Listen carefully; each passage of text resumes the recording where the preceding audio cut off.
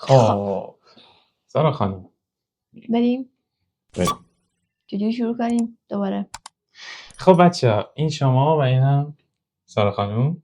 ما الان تقریبا فکر کنم از فرق 5 ماهی که ازدواج کردیم، امیدوارم اما فامیلی رو موضوع نبین. آره فامیلم. ولی موضوع ویدیومون راجع به پروسه‌ایه که به لحاظ اینکه مثلا 2 نفر اپلای کردن برای حالا دکترا، که حالا کیس من دکترا بوده، و اینکه چه تجربه‌ای داشتیم. من به عنوان کسی که اپلای کردم و سارا به عنوان همراه من فکر کردیم، یعنی من از سارا خواهش کردم که تو این ویدیو باشه حتما، به خاطر اینکه فکر کردیم که تجربه‌ای که 2 نفر با هم دارن توی پروسه اپلای، توی پروسه مهاجرت، از زمانی که ما تصمیمش رو گرفتیم، یعنی تصمیم گرفتیم که شروع کنیم، تا زمانی که حالا من فاند گرفتم برای ویزا اپلای کردیم و همه اینها، چه تجربه داشتیم. من فکر می‌کنم این خیلی میتونه الان توی این تایم برای کسایی که میخوان حالا برای ارشد یا دکترا زوجی اپلای کنن، یا اصلا شما اصلا تو ذهنتون اینه که تکی اپلای کنین، ولی تجربه یه آدمی که کل این مسیر رو اومده و چه سختیایی داره واقعا، گفتیم که اینو شیر کنیم و از سارام خواهش کردم که باشه. به نظرم فکر می‌کنم که تجربهش خیلی میتونه مناسب فرد. خب آره دیگه، چون ما مثلا بالاخره 2 تا قضیه خیلی مهمی رو پشت سر گذاشتیم. یکی ازدواج کردنه که حالا توی اون بحبوحه جنگ مجبور شدیم که سریع‌تر این کار رو انجام اون بدیم خیلی آره. برای اینکه ویزامون رو اقدام بکنیم، و از طرفی هم خود این فرایند پذیرشه اصلا یه چیزی بودش که 2 از سال طول کشید. آره 2 سال طول کشید، ولی خب از قبلش هم، یعنی ما وقتی که با هم آشنا شدیم هم تو در مورد این صحبت کرده بودی. آره ما 2 و سال، ما اینکه رابطمون تقریبا الان 4 ساله شده تقریبا. از همون سال اولی که ما میخواستیم، یعنی من میخواستم استارت بزنم و اینا، من خب برنامه رو میدونستم که من تقریبا یه تایمی طولانی بود از لیسانس که شروع کرده بودم برای اپلای، و تو ذهنم بود که برم. هنوزم دلم و دوست دارم که یعنی تجربه تحصیل خارج از کشور داشته باشم. برای همین اون موقع من میدونستم که برنامه چیه و خیلی داشتم براش تلاش میکردم.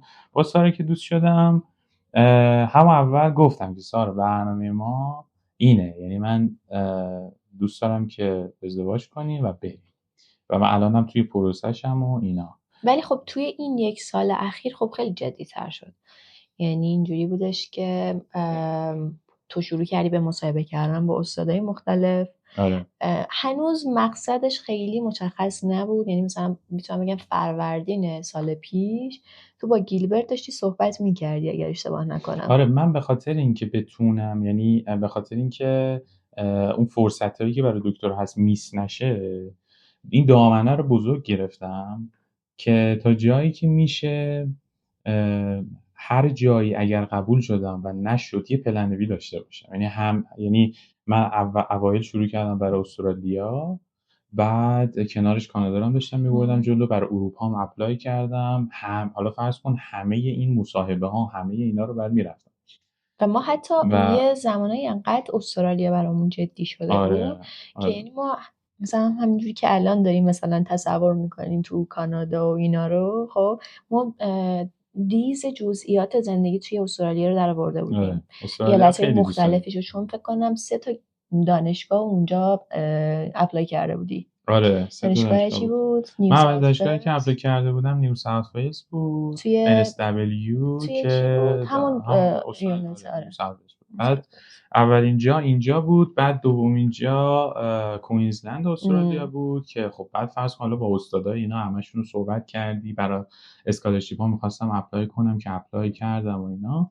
دانشگاه مونش، دانشگاه‌های معروف استرالیا، اون گروه 8 که حالا همتون احتمالاً بدونید، و دانشگاه‌های زیر همشون 100 هم اوکی داده استرالیا. بودن بهت. همه رو یعنی اوکی داده اینایی که بودن. ما داریم آره صحبت میکنیم اونایی بودن که استاد اوکی داده بودن.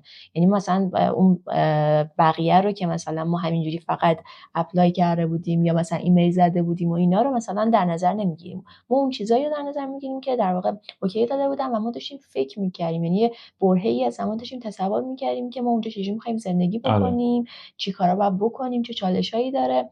و خب حالا نشد دیگه. آره اون تا ببین اگه یکم من بخوام حالا یه بگم. خلاصه بگم کلا از مسیرمون، یعنی اینکه تایم بندی چجوریه، چون فکر می‌کنم یکم لازمه. ببین من از 3 سال پیش که حالا از رابطمون شروع میکنم، اون تایم من داشتم برای پایان نامه ارشدم کار میکردم، پایان نامه‌مو انجام دادم. خب پیش از اون بیشتر از 3 از سال، بیشتر از 4 3 سال، سال پیش پایان نامه‌تو داشتی اوکی می‌کردی تموم شد دیگه. آره 402 بود دیگه، آره 4 آره. سال پیش. بعد اون تایم من خب چون مشاوره گرفته بودم و اینا میدونستم که 2 تا چیز رو باید حواسم باشه، یکی معدلم که همیشه سعی کردم بالا باشه، یکی هم که مقاله بدم. برای همین رفتم سراغ پایان نامه و پایان نامه‌مو خیلی با دیتیل خیلی خوب کار کردم که حتما بتونم ازش 2 تا مقاله در بیارم. که اصلا سالی که من داشتم با یعنی دیگه دوست شده بودیم و اینا، اصلا تو کتابخونه هم دیگه رو دیدیم، تو کتابخونه‌ای که من داشتم برای پایان نامه‌ام کار می‌کردم دیگه، آره تو همونجا کتابخونه دیگه آشنا شدیم. همونجا دیگه آره و اونجا ساق‌خانم مثلا گفتش که من چیزی نگفتم. فعلا چیزی نگفته اون بودم موقع تا فروردین 405.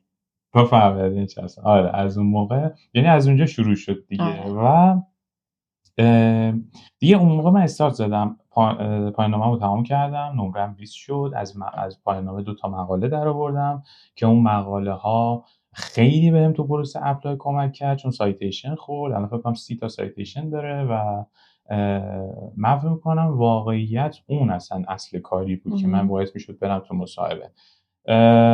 چرا اون سال اپلای نکردم؟ یعنی همون سالی که من میتونستم یه سال بعدش اپلای کنم دیگه، بحث سربازی بود. من باید میرفتم سربازی پروسه و سربازی. پروسه سربازی که آره دیگه خیلی چیز بود. رفتم سربازی و 1 سال و تقریبا 1 سال سربازیمو تمام کردم. در واقع در اصل 1 ماه آموزشی رو میسم رفت سربازی. بقیه‌شو باید پروژه پیش بردش. پروژه‌ای یعنی بودم. آره پروژه‌ای بود. سربازیم پروژه‌ای سرباز بود نخبگی بود تا و از این لحاظ ما چالش خاصی نداشتیم دوران سربازی. نه چالش خاصی از بابت اینکه خب من تایمم خیلی آزادتر بود، میتونستم من اصلا تایم فقط همون 1 ماه سربازیم، آموزشی. آره تایم سربازیم من روی زبان کار کردم، یعنی تمام تلاشی که داشتم روی زبانم بود. و خلاصه شد پارسال، فروردین پارسال، که فروردین پارسال من آیلتسم هم دادم تو دوران سربازی و از اون موقع دیگه شروع کردم برای اپلای. این داستانی که داشتیم میگفتیم برای استرالیا تقریبا پارسال بود، یعنی همه اتفاقاتی که الان قراره حالا راجعش صحبت کنیم و اینا پارسال بود که پارسال من دیگه عملا شروع کردم برای اینکه ایمیل بزنم به اساتید و شروع کنم بالاخره اپلای کردن، پروسه اپلای جدی رو شروع کردم. و آره اولین جایی که رفتیم چیز کردیم بحث استرالیا بود، اینکه البته همه جا رو داشتی با هم پیش می‌بردی، همه جا رو که اروپا رو نه. آره کانادا و استرالیا رو تو من یادمه حتی گیلبرت رو قبل‌تر از اینها حتی باهاش داشتی مکاتبه می‌کردی، صحبت می‌کردی و آره دیگه اینا. همزمان که به استرالیا آره. ایمیل زدم به اما 1-2 تا از دانشگاه‌های کانادام شروع کرده بودم ایمیل زدن. حتی من اولین ایمیلی که گرفتم، یعنی اولین جوابی که گرفتم از استاد دانشگاه واترلو بود که قبل، یعنی زمانی که هنوز زبانمو نداده بودم و میترسیدم که برم، زبان بلد نبودم اونطوری که، و میترسیدم برم تو جلسه اصلا خوب نشه، در حالی که آخه اونا زبان بالایی می‌خواستن، زبان بالا. افغانی واترلو می‌خواستن. جاییه که اگه برای مثلا مقصدتون کانادا است اینو بدونیم، واترلو جاییه که زبان میانگین البته هفتانی بگم ناقص میخواد. دپارتمانی که اون آره میخواست، نه فقط واترلو و اینا، دپارتمان روانشناسی اونجا توی واترلو این شکلی بودش که کف رو گذاشته بود 7.5 نمره 7.5 آیلتس آره و به خاطر همین خیلی کلا سخته. خیلی شرایط سخت خیلی میکرد. سخت کرده. این ما یه جاهایی هم داشتیم بهش فکر میکردیم چون آره. بورس هم داشت، اگه یادت باشه فاند هم داشت. آره. در حالی که اون موقعی که گیلبرت هم به میثم اوکی داده بود اون گیلبرت اوایل برای دانشگاه UBC UBC بریتیش کلمبیا است. دقیقاً همون کسیه که نهایتاً دیگه به من گفتش اوکیه و الان من فول فاندم از اونجا دارم. حالا میگیم آره. گیلبرت منظورم. و خب اون موقعی هم که گیلبرت بهت اوکی داده بود ولی ما مشکل داشتیم باهاش چون میگفتیم هم تو ونکوور آره. UBC تو ونکوور بود. ونکوور خیلی شهر گرونیه، آره. هزینه ها خیلی بالاست، با اینکه شهر خیلی قشنگیه توی کانادا و اینا و من خیلی دوستش داشتم، ولی خب شنیده بودیم که اگر بدون فاند یا همچین هزینه یا مثلا بخوای بری اونجا زندگی بکنی عملا غیر ممکنه، مخصوصا برای ما که خب بالاخره ما هم خانواده‌های متوسطی هستیم، اون در واقع توانایی رو نداریم.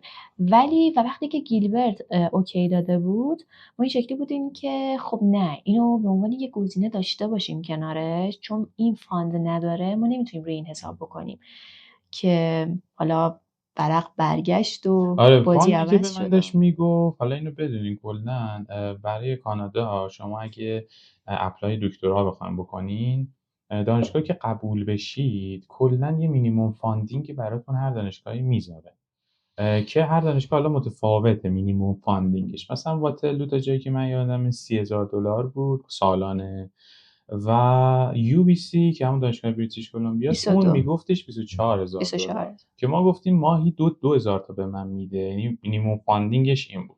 گیلبرت که استاد من بود کمتر از 2,000 تا میموندش چون بعد از اون 24 تا از اون 24 تا آره از اون 24 تا تازه این دانشگاه شهریه هم از همونا میگیره، از همون فاندینگی که بهت میدن. این استادی که من داشتم اون موقع به من راجع به فاند چیزی نگفت و استاد توی فکلتی مدیسن و پزشکیشون بود. منم برای دکترای پابلیک هلس قبول شدم. لیسانسم روانشناسی بود، ارشدم سلامت روان که دانشگاه علوم پزشکی ایران خوندم. این پروسه برای کانادا و برای UBC خیلی برای ما چالشی بود. چرا؟ به خاطر اینکه 24,000 تا میداد و ما هر جوری حساب میکردیم که بالاخره زندگی و پوشش بدیم ونکوور خیلی گرونه، یعنی و خصوصا هم که 2 نفره من میخواستم حتما یکی از چیزایی که من خیلی حواسم بود، خب طبیعتا حالا اگه شما بخواید با پارتنرتون اپلای کنید یا خانومتون بالاخره اون بحث این که 2 نفر رو همیشه حساب میکنید، یه نفر رو حساب نمیکنید. برای همین من اصلا میگفتم آقا این شدنی نیست. برای همین فوکوسم رو گذاشته بودم روی استرالیا که استرالیا دست ما رو گذاشته بود. آره ما خیلی دوست داشتنی هم خیلی باز فکر می‌کردیم. ما اصلا ونکوور رو مثلا دوست داشتیم مثلا دورا ولی من دلی دلم می‌خواست برم استرالیا که هی میرفتم تو مصاحبه با استرالیایی‌ها، خیلی هم مصاحبه‌های خوبی بود انصافاً، ولی خب ساختار استرالیا این شکلیه. شما وقتی مثلا با استاد هماهنگ می‌کنی امکانش هست دانشگاه بعد اصلا استادا معمولا فاندی ندارن، شما برای بورسیه‌های دولتی اپلای می‌کنید. بورسیه‌های دولتی توی برای دانشگاه‌ها که اینا ددلاینشون فرق داره، یعنی شما میتونی مثلا پذیرش دانشگاه رو بگیری اما جدا از اون باید برای اسکالرشیپ هم اپلای کنی که خب تایملاینش متفاوت بود و اینا. که ما خوردیم به جنگ.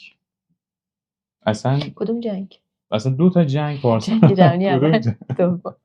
خب ببینید ما اون 2 تا جنگ هم ما تو در واقع پروسه اپلای میثم بود. اولیش که من اپلای واسم بکنم 2 تا جنگ بود. اولیش که افتاد توی اولیش که اولی اتفاق خیلی بدی که بعدش افتاد این بود که خب ما رو استرالیا حساب باز کرده بودیم. اینی که میگم مثلا فرض کن خرداد و مثلا بخوای در نظر بگیری جون، مثلا ما این شکلی بودیم که داشتیم روی استرالیا فکر میکردیم و گزینه‌هایی که داشتیم اونجا. ولی توی بعد از جنگ اتفاقی که افتاد سفارت استرالیا بود که عملاً یه جورایی توی ایران بسته شد و کلا استرالیا که گاردی گرفت نسبت به ایرانیا و ما بعد از اون بود که فکر کن استادایی که به ما اوکی داده بودن، بعد مثلا الان نوبت اون رسیده بود که مثلا ما با دانشگاه مثلا اپلای آره کنیم اپلای برای بکنیم اسکالرشیپ و ها، اپلای کنیم اینا. اسکالرشیپ های بعد که استرالیا هم نامه خوب پذیرشی که بود. باید دانشگاه میداد آره نداد بعد دیگه یهو چیز اونجا. کرد، یهو اصلا ورق برگشت. اسکالرشیپ های استرالیا اینم بگم که خیلی خوبه، یعنی انصافا مثلا 39,000 تا آره تقریبا حقیقت بود. میده سالانه بهتون البته. ولی هزینه‌های اگه زندگیش یکم بالاتره چون دلار استرالیا متفاوته با دلار کانادا. مثلا توی توی کانادا مثلا ماهی تو مثلا یه نفر باشی 2000 تا مثلا کافیته، 2-3000 تا. ولی توی استرالیا این هزینه ها بیشتره. آره این یعنی هزینه تا ها بیشتره و خب چیزش هم حالا بیشتر بود دیگه، مثلا اسکالرشیپش هم بیشتر بود. ولی چیزی که بود این بود که ما اصلا جنگ شد و اگه یادتون باشه یه داستانی تروریستی آره پیش به اومد وجود برای اومد که استرالیا میگفتن و مثلا به اینا که خاطر نسبت چیزه. دادن به ایرانیا. آره که نسبت دادن به ایرانی‌ها، گفتن که آقا دیگه بسته. که الانا حالا چی شد اون موقع این اتفاقی که افتاد، من یهو دیدم ایمیل اومد که اصلا آقا ما ایرانی نمیگیری. اصلا ایرانی نمیگیریم. آره. بعد نه تنها من، خود اون استادایی هم که باشون صحبت کرده بودم هم اصلا هنگ کرده بودن، یعنی میگفتن که آقا ما اینقدر تایم گذاشتیم اینا همه چیز کردیم. من حتی ایمیل زدم و اینا. بعدن چون هنوز ارتباط دارم با استاد استرالیاییه، هنوز مثلا اون موقع یادم بهم گفتن بعدش که اصلا استان مثلا یعنی دانشگاه نیو ساوت ولز اعلام کرده که پارسال اصلا خیلی به اصلا اینترنشنال استودنت ها اصلا نداده خیلی، و به خصوص هم که ایرانی باشن که اصلا چیزه. حالا من اون موقع اولین تجربیات بود، الان که دیگه خیلی استرالیا مشخص شده که موضعش اصلا آره. واضح داره ایمیل میده به دانشجوهایی که اصلا ما ایرانی باشین نمیگیریمتون، یعنی دیگه البته در این اینا سطح. باز یکم از یه ایالت به یه ایالت دیگه متفاوت میتونه باشه. ببین من خیلی آره قطعی نیستش طبیعتا، ولی قطعی نیست ولی خب ولی خیلی بوده، یعنی من ریسکش دیدم تو بالاست. دانشجوام دیدم ایمیلاشو که مشخص زده بودن که به خاطر نشنالیتی که شما دارین ما اصلا به ما گفتن که پروسه رو باهاتون جلو نبریم. جلو نبریم. خلاص این داستان استرالیا و آره. پروسه‌ای که ما راجع به استرالیا طی کردیم که پروسه سنگینی بود، چون من خیلی رو دانشگاه نیو ساوت ولز حساب باز کرده بودم. و حالا شما فرض کنید که مثلا من خب پروسه رابطه‌م هم بود و بالاخره میدونی مثلا من دلم میخواست بشه دیگه، من دلم میخواست بشه و سارام از اون ور خب حالا داشت رو کارهای خودش کار میکرد و اینا، ولی دلم میخواست این برنامه بشه. و حالا شما فرض کنید هی این ریجکتی ها پشت هم هی پشت هم میادش. تو تجربه چی بود اون موقع اولین باری که بهت گفتم که آقا نشد استرالیاییه؟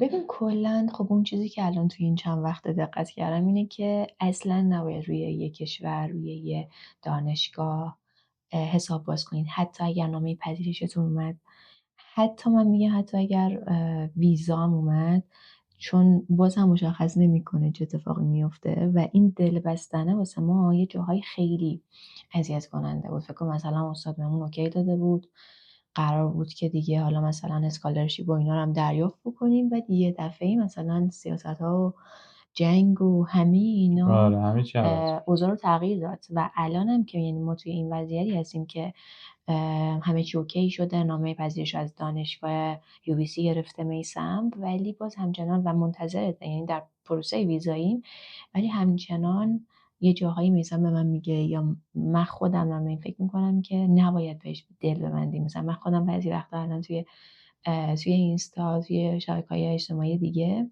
این پستای مربوط به ونکوور و اینا رو که دنبال میکنم، خب آره.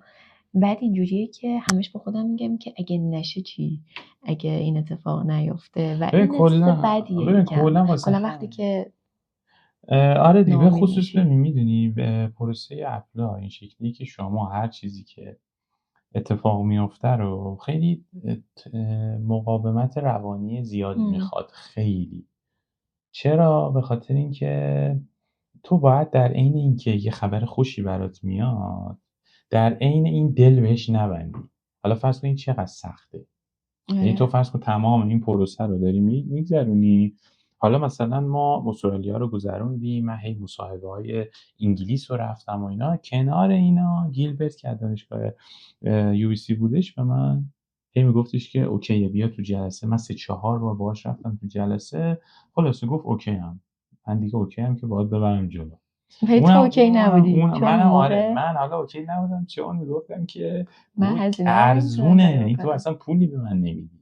ولی انصافا هم گیلبرت همون موقع به من گفتش که ببین من الان نمیتونم قطعی به تضمین بدم که بیشتر از این $24,000 که در از دانشگاه داره میخواد بده میتونم بدم، اما تو ذهنت این باشه تو بیای اینجا، ما پروژه داریم، پروژه های پژوهشی داریم، من میتونم استخدامت کنم، نگران پولی نباش. که اصلا تو تقریبا فکر کنم زمستون یا پاییز بود که اصلا ورق کلا به نفع یو بی سی برگشت، چون گیلبرت یه جایزه ای رو پیشنهاد داد، جایزه دولت کانادا بود و این جایزه هم اصلا خیلی عجیب بود، یعنی نبوده ببین پارسال نبوده، آره یه دفعه امسال اومد. آره پارسال کانادا یه دونه چیز گذاشت، یه دونه جایزه کانادا ایمپکت ریسرچ ترینینگ اوارد گذاشت که این جایزه برای این بودش که 600 نفر رو از 600 نفر اینترنشنال استودنت رو از خارج بگیرن، جذب کنن توی حوزه دکترا و پستاک، جذب کنن و به اینا پول بدن. سالی 40,000 مختلف. آره سالی 40,000 براشون در نظر گرفتن. و یهو گیلبرت به من گفتش که آقا من اول توی اخبار دیدم اینو، بعد حالا کی بود، زمانی بود که دیگه جنگ شده بود، دیگه زمانی بود که جنگ اول تموم شده بود، جنگ اول که 12 آره جنگ دوم خب؟ بود، جنگ دوم نه بود جنگ دوم هنوز شروع نشده بود، جایزه بحثش پیش اومد. جنگ دوم قبل از جنگ دوم بود. ببین تو قبل از زمانی که پذیرشت اومد، جایزت اومد، جنگ شروع شد.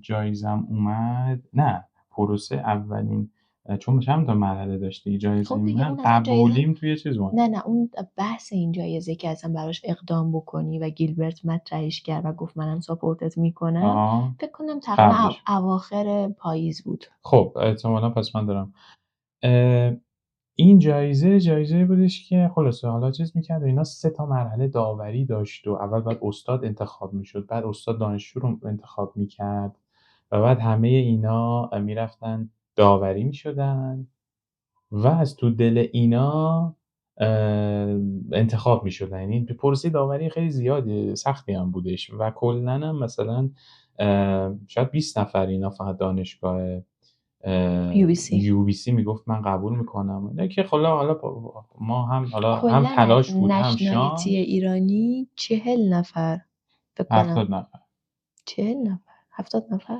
آره از این 600 نفر دانشگاه 70 نفرشون نفرش رو ایرانی گرفت. نه ببخشید دانشگاه نه، جایزه 70% رو ایرانی گرفت که من فکر میکنم برای سال یه توضیح کلی بدی. ببین 600 تا انگار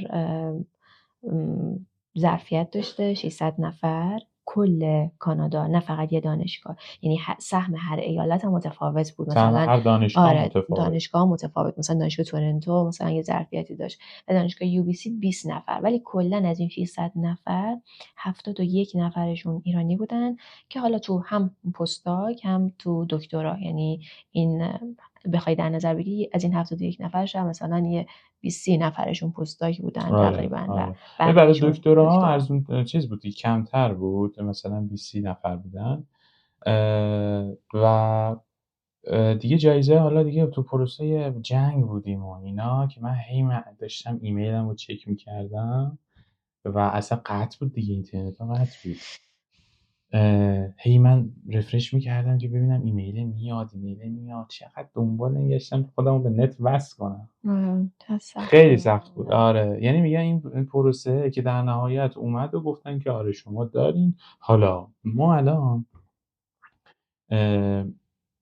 بحث پذیرشی اوکی شد، فاندم بهمون دادن، ویزا هم رفتیم اقدام کردیم ترکیه، ولی هزینه های ویزا، اصلا پروسه ویزا برای کانادا یه پروسه خیلی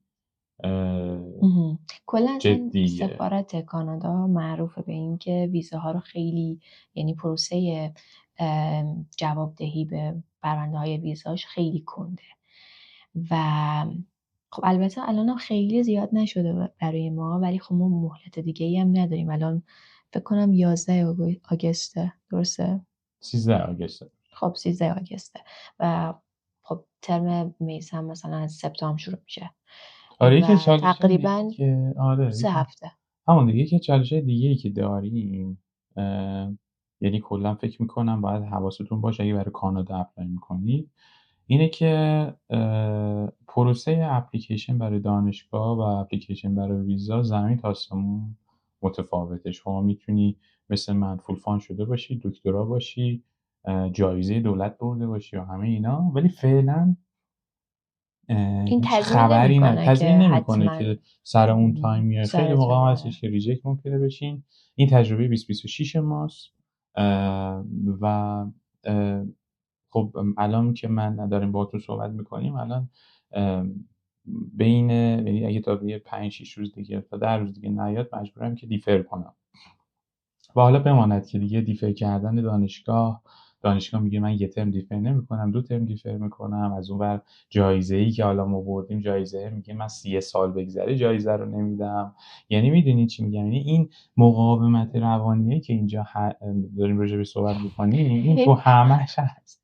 هی داره آزمایش میکنیم مقاومت روانی ما آره رو و داره فکر و کن تو جنگ ما یکی از چالش‌های بزرگی که تو جنگ داشتیم این بودش که اون اوایل قبل از اینکه جنگ شروع بشه ما قضیه جایزه رو میدونستیم، بعد یه دفعه اینترنت ها قطع شد و ما کلا فکر کن دیسکانکت شدیم و حالا باید منتظر میمونیم که یه اتفاقی بیفته و نمیدونستیم که چقدر مهلت داریم که بخوایم اقدام بکنیم، بخوایم اپلای بکنیم و همه این قضایا با قطعی اینترنت و اینا وضعیت رو خیلی بدتر کرده بود و خب حالا خلاصه اون به خیلی گذشت و اینا و الانم که توی این وضعیتی که هستیم یا توی برزخی گیر کردیم که واقعا نمیدونیم، مثلا ما خیلی از کارامون اصلا نمیتونیم هندل کنیم جلو ببریم چون نمیدونیم واقعا چه اتفاقی میفته. قرار نیستش که حالا مثلا حتما این 2 هفته‌ای بیاد ولی آره نمیدونیم هم میاد نمیاد و این آره دیگه، چون ندونستنه ما رو. بالاخره تو میخوای برنامه‌ریزی کنی که برای این ور میخوای چیکار کنی، بعد اگه ویزا بیاد یهو تمام برنامه‌های این ورت خب مجبوری که کنسل کنی بری اون ور هندل کنی. تو تمام این پروسه یه بلا تکلیفی واقعا جدی آدم تجربه میکنه، به خصوص الان که وضعیت کشور تو این جنگه، به خصوص الان که وضعیت دانشگاه این شکلیه. انقدر دیگه من تا الان ندیده بودم انقدر با ایرانی‌ها بد شن. آره. مثلا استرالیا رو من اصلا فکر نمی‌کردم دیگه انقدر دیگه رسما الان داره میگه به ایرانی‌ها چیز آخه نکن. استرالیا خیلی جالبه. مثلا ما قبل از اینکه خیلی خیلی جدی اقدام بکنیم برای کشورهای مختلف اینجوری بودیم که خب اطلاعاتی که جمع می‌کردیم می‌دونستیم که استرالیا یکی از در واقع سفارتاییه که خیلی خیلی هم اوکیه اونطوری چیز توی نیست. آره. مثلا ویزا دادن به بچه‌ها و اینا خیلی سریعتر اقدام میکنه. مثلا شنیده بودیم از کانادا که خیلی روند پاسخ ایشون مثلا کنده و اینا، ولی در واقع این اتفاق توی جنگ خیلی برعکس افتاد. یعنی مثلا همه چی برعکس استرالیا، شده. آره آره همه چی البته برعکس. الان کانادا باز مشخص حالا نیست. الان راجع به اروپا میگن، الان میگن اروپا خوب چیز میکنه، نروژ و دانمارک و بلژیک و هلند و واقعا اینا. همینه. الان واقعا همینه، ولی چون من یه حالا دوستانم ممکنه مثلا شما شروع کنی مثلا براش اپلای کردن، یعنی میگم با اینکه همه اینا الان یه فکته خب، ولی ممکن شروع کنی اپلای کردن سال دیگه یهو کانادا یه قانون بیاد بگن آقا سفارت داریم تو ایران وا میکنیم خب، اصلا یا اپلای کردن اصلا اپلای کردن مثل یه پروسه قمارطور میمونه. آره میدونی ریسک یعنی مثلا خیلی ریسک بالایی. داری میکنی، قمار میکنی که آیا واقعا، چون معلوم نیست مثلا نه سیاست ها مشخصه، نه وضعیت اقتصادی مشخصه، نه حتی دانشگاه ها مشخصه. اون دانشگاهی که مثلا حتی استادی که به جوابم میده باز هم مشخص نیستش که دانشگاه اوکی بده یا نه. بخاطر همین از لحاظ روانی خیلی مهمه که آماده بشین و به نظر من مجهز بودن به همین آپشن میتونه تضمین بکنه که حداقل این که دووم بیارین، حتی اگر ریجکت بشین، حتی اگر اتفاق نیفته اون چیزی که آره باید باشه. آره کلا اینکه تو مسیر هر جا ریجکت شدین، اگه واقعا مثل من ایده‌تون اینه که برین دکترا، یعنی برین درس بخونید، دوست دارین درس و ریسرچ رو دوست دارین و اینا، اگه ریجکت شدین، اگه ناکام شدین و اینا، در وهله اول ول نکنید، یعنی جز کنید، حتما تو مسیر بمونید، مشاوره بگیرید و اینا، و دوم یه پارتنری انتخاب کنید که مثل ساره کنارتون باشه. چون اگه این نباشه، یعنی اگه یکی باشه که مثلا خب بالاخره آینده مثلا جفتتون رو دارین نگاه میکنید، هی این ریجکتی بیاد، هی ریجکتی بیاد، خیلی سخته. خیلی سخته. مثلا من خودم الان خب ما زمانی که میخواستیم برای ویزا اقدام بکنیم، مدارک جمع که میگردیم و اینا، مثلا مدارک منم نیاز بود که مثلا گواهی شغلی و اینا، و خب من این اتفاق شاید مثلا اردیبهشت بود افتاد دیگه، فروردین اردیبهشت بود که داشتیم مدارک رو جمع می‌کردیم، و خب من برای گرفتن گواهی شغلی مجبور بودم بگم که همچین قضیه‌ای هست و احتمالش هست که چند ماه دیگه نباشیم، و خب من به خاطر همینا هم شغلم هم از دست دادم، یعنی تقریبا الان بیکارم، جایی که کار میکردم، جایی که کار میکردم، و همه اینا یه بار روانی زیادی رو به وجود میاره، به خصوص اگر نشه این قضیه. یعنی تو الان اوکی، مثلا الان آماده ای که مثلا یک ماه دیگه یا دیگه نهایتا چند ماه دیگه بیاد، خب که ما برای امسال اقدام بکنیم، و آدم توی این چند ماه میتونه از لحاظ اقتصادی، از لحاظ مختلف مثلا هندلش بکنه اینا. ولی اگر یک دفعه نیاد، یه جورایی یکم دیگه دوباره باید خیلی پلن بی بذاریم دیگه. ولی پروسه‌ایه که، یعنی میگم، میبینی الان مثلا ما دوباره این داستان رو باز پلن بی باید داشته باشیم، یعنی همون داستانی که مثلا برای دانشگاه استرالیا اتفاق افتاده، یعنی تو پروسه اپلای تو با همش یه پلن بی داشته باشی. و این خیلی سخت بود، این بلا تکلیفیه، این چیزه خیلی سخته، و دقیقا هم چیزی که سارا میگه، یعنی یه پروسه طولانی مدتی که تا آخرین لحظه غیر قابل پیش بینیه، ولی باید توش بمونی، به خاطر اینکه یهو شانست میزنه، یه جایزه میای. میدونی من اگه حالا ببین همون دیگه، آره دیگه، از یه زاویه دیگه ببینی، اگر من استرالیایی که میومد ول میکردم داستانو، که می‌خواستی ولم بکنی واقعا، و حتی اگه خود گیلبرت رو ول میکردم، گیلبرت به من چه اوایل گفته بود 24,000 تا میدم، من تو ذهنم بود که نه، این پس گزینه خوبی نیست چون پول نمیده به من. خب اگه مثلا ول کنم، ولی رابطه‌مو با اینا نگه داشتم، هنوز با بچه اونایی که استرالیایی هستن من رابطه رو نگه داشتم،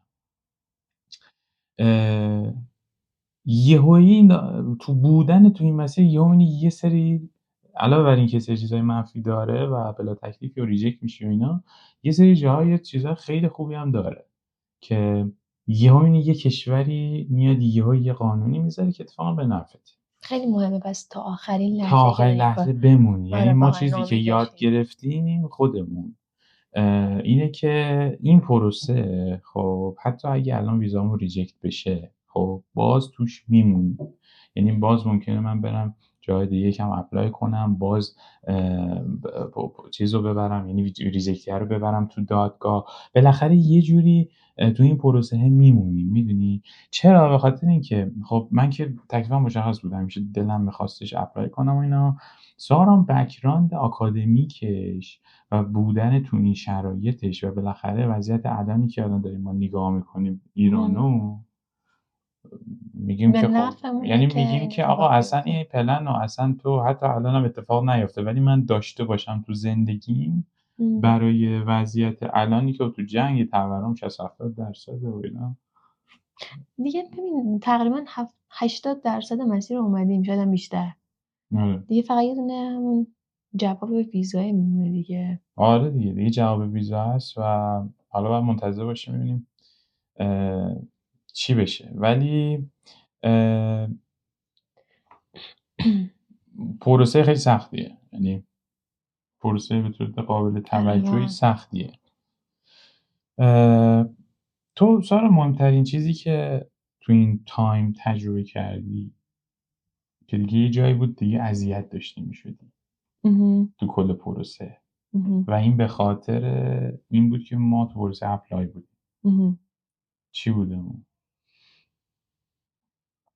بحث مالی است دیگه. چون بالاخره شما وقتی که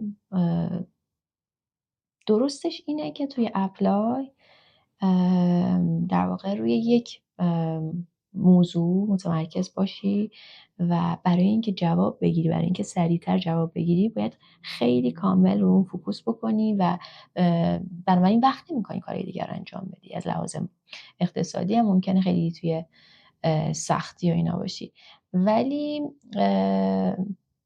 این درستش اینه. ولی واقعا بخوای در نظر بگیری توی زندگی واقعی این امکانش نیست. یعنی یه جورایی انگار عقب میفتی کلا.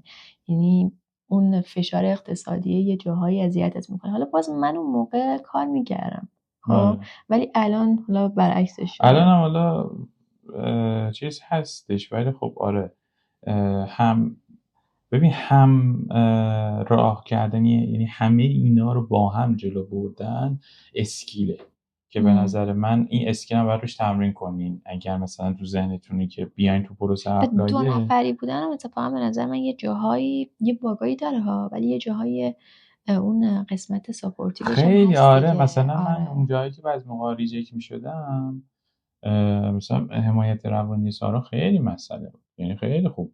خب من یادم دیگه یه جای دیگه به سارا گفتم آقا ول کنی مثلا این پروسه رو، می‌دونی چی میگم؟ و میرسی. من تا با کسایی که دیدم تو این پروسه هستن همه به این نقطه میرسن که آقا ول کنید. خب مگه اینکه خب خوش شانس باشم، مگه اینکه رزومتون به اون نقطه. آره اگه نرسونه که نرسونه باید تجربه کنید، میرسونه به اونجا دیگه خیلی خوش شانسینه به اون قسمت. آره ولی خب برای ما ایرانی‌ها با توجه به این شرایط من فکر می‌کنم حتی به اون درصد برسی، خب ببین مثلا من فکر نمی‌کنم مثلا کشورهای دیگه به اینجا برسه اصلا بخوام برن دکترا، برو بابا میام کار می‌کنم، می‌دونی؟ ولی ما این چون اینطوریم که میگیم آقا اینجا الان بمونم هم خب خیلی، میدونی اگه هدفمون این باشه که آقا اینجا بمونی، تلاش میکنیم تا صدش میذاریم اینجا موفق میشیم. خب ولی مسئله سر اینه که این پروسه نمیذاره که تو اینطوری تصمیم گیری کنی، نمیذاره که تصمیم بگیری که بالاخره اینجا میخوای بمونی یا بری. و این پروسه چیزی بود دیگه، یعنی از این بابت خیلی آره ولی خب الان فعلا توی یه مرحله هستیم که امید بخشه. حالا به نظر من حتی حالا اگر ویزا اومد قطعا میریم در موردش صحبت میکنیم که بعد از اون چه اتفاقایی قراره بیفته و اینا. و آره و فکر میکنم که این دقیقا همون چیزیه که بازم داریم میگیم که باز میمونیم و باز ادامه میدیم و اینا هستیم ما خب امیدوارم که بچه براتون مفید بوده باشه. سعی کردیم که حالا اون پروسه‌ای که اومدیم تا اینجا رو بگیم و باز اگر هر سوالی داشتین هر توی این پروسه، بالاخره من میدونم خیلی‌ها هستن. همین چند وقت پیش من یه دونه وبینار گذاشتم راجع به این داستان، خیلی‌ها اومدن و من با اینکه مثلا فیکس منبع درآمد من از اونجا نیست، اما یهو دیدم که این همه آدم اومدن، چقدر نیاز اینجا چقدر هست، چقدر میتونم اون شکلی کمک کنم و اینا. میدونم که خیلی هم احتمالاً شما حالا ویدیو رو که می‌بینید خیلی سوال براتون پیش میاد، ممکنه تو این پروسه باشین بعداً بخواین اپلای کنید و اینا. یه وبینار رایگان هم گذاشته بودی، اون ویدیوش هست توی گروه. اون یه دونه یه دونه گروه تلگرام هم دارم، من زیر ویدیو میذارم که کلا بچه‌ای که حالا همه دوست دارن برن ارشد و دکترا اپلای کنن برای فاند و اینا، دونه دونه دارم تجربه‌امو میذارم. ولی خودتون اگر هر سوالی داشتین ما حتما بذارین، حتما شیر کنین که من حالا یا من یا از سارا هر سوالی داشتین حتما سعی می‌کنیم که جواب بدیم و امیدوارم که براتون مفید باشه. اوکی. خداحافظ.